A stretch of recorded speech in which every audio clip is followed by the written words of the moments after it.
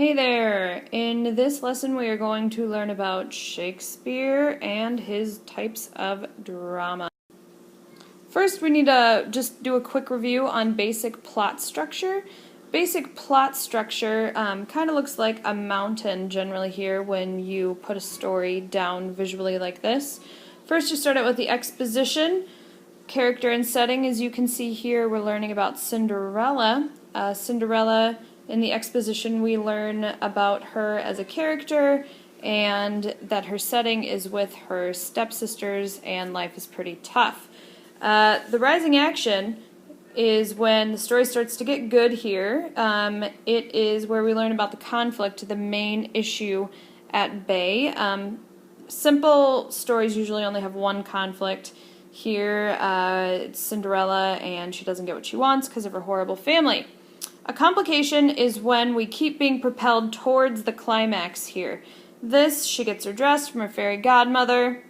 The next complication, she dances with the prince. Her family sees her at the ball.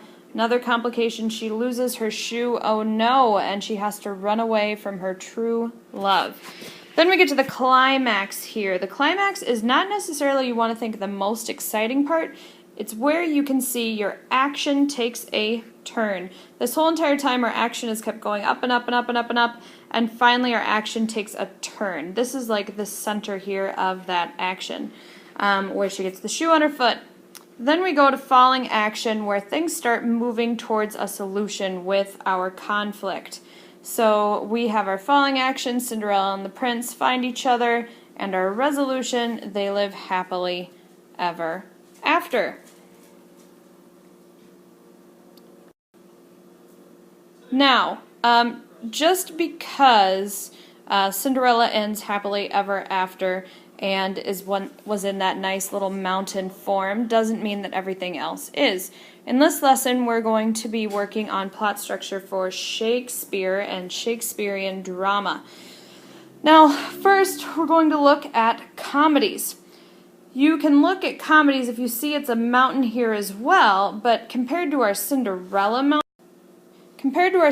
mountain that we had, you can see that it's more even. We have 1, 2, 3, 4, 5 acts, and Act 3 is straight dab in the middle, and we have 2 on each side.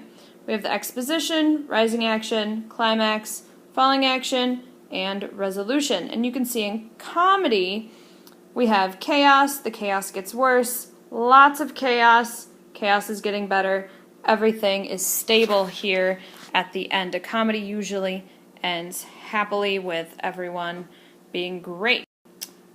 However, if we look at a Shakespearean tragedy, we can see that it looks the same with 1, 2, 3, 4, and 5. We got even here, Act 3 in the middle being the climax. However, it's kind of the exact opposite of a comedy. We have our plot that is stable. We have our conflict getting worse again. The climax is the turning point and it's being more chaotic. We have more and more chaos in the falling action, and finally in the resolution, our main character usually dies. The last type of Shakespearean drama is history. Now in Shakespearean histories, these were written mainly almost as a type of propaganda to make certain royals look good. They don't necessarily follow the same plot structure, everyone, and we won't be reading a history, but it's good to know what it was about. So, in general, that is Shakespearean drama. As we learned, we had histories, we had tragedy, and we had comedy. Have fun reading!